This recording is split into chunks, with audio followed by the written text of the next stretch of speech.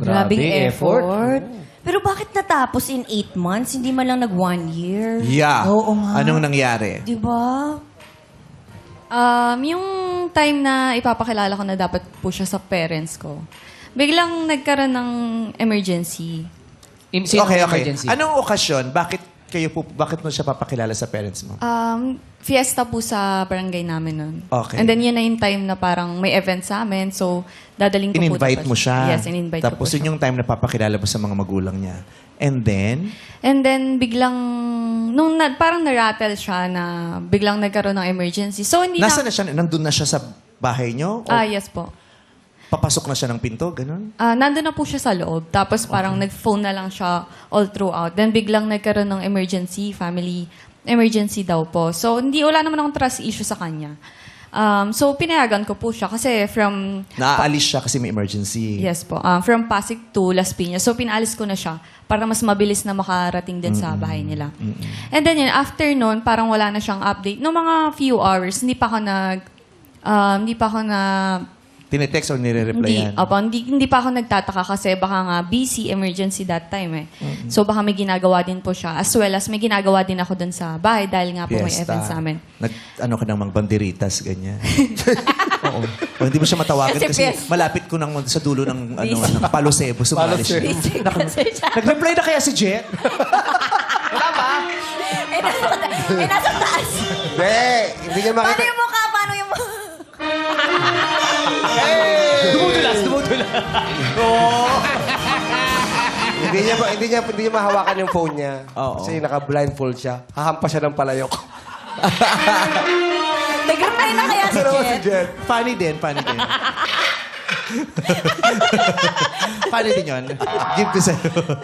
O, tapos, Tapos yun, until 12:30, nagtataka na ako bakit wala pa rin po siyang update or walang message. And then, the long run, parang nagme-message pa rin ako sa kanya.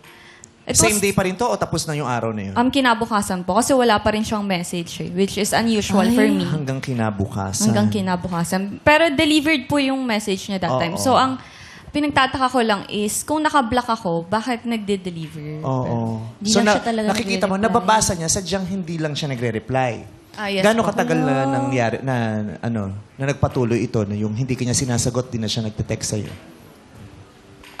That start po nun, nung time na yon until... Nawala na siyang tuluyan. Nawala na. As in, talagang literal na Hala, ghost. ghosting. Magmula nung piyesta, nawala na siya. Hindi mo na nakausap at all. Hindi na po. Nang ilang buwan, Ng gano'n. ilang buwan. Hello, Jet. Totoo yun, Jet? Nawala ka ng bigla?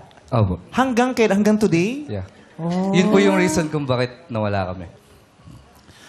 So ginost mo nga siya that time. Isa ka palang With a certain reason po.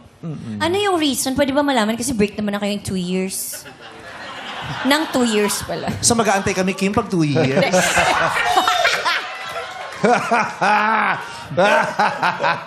Tagal naman. Tagal naman, no? Tagal naman nun. Tagal-tagal pa. Okay. So, inaamin niya na ginost niya si Julia. Pero may dahilan daw siya. So, Jet, ito na ba yung time na sasabihin mo sa kanya yung dahilan?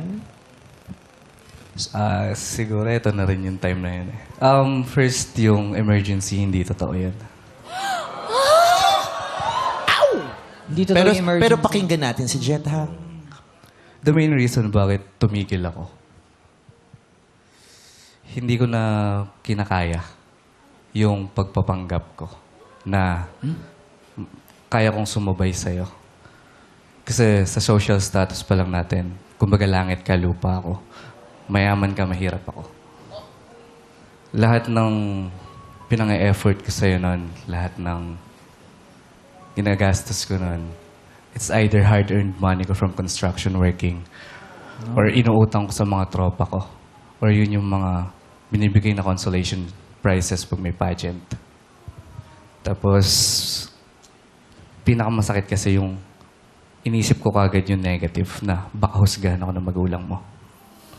Na pag nalaman na eto lang ako, paghiwalayin tayo. So, inunahan ko na.